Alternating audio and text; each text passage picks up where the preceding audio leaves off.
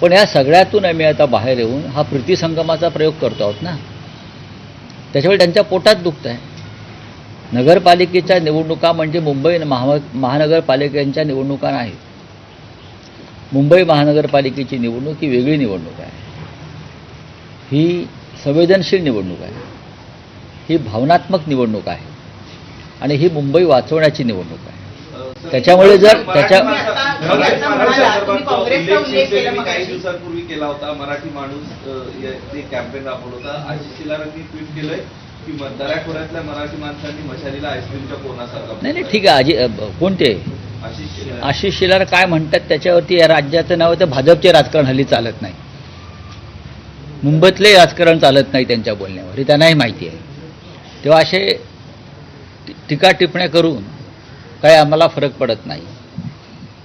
ही मुंबई मराठी माणसाची आहे. भारतीय जनता पक्षाचा आमदार पराग शहा हा रस्त्यावर उतरून एका मराठी रिक्षावाल्याला मारतो.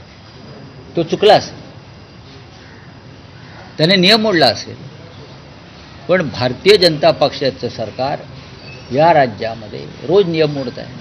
मी कालही म्हणालो, नियमबाह्य पद्धतीनं अडाणीला अख्खी मुंबई दिली. पराग शहा जाऊन अडाणीची कॉलर पकडणार आहेत का? हिंमत आहे?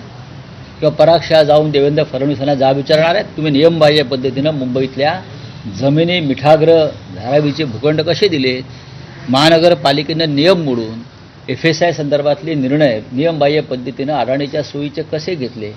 या संदर्भात पराग शहासारखे जे नवीन गुंड निर्माण झालेले आहेत राजकारणातले, ते प्रश्न विचारतील का? जर त्यांनी तो प्रश्न विचारला तर मी त्यांच्या रिक्षावाल्याला मारल्याचं समर्थन करीन. काँग्रेसला चांगलं यश मिळालेलं आहे, त्याबद्दल आम्ही त्यांचं अभिनंदन करतो.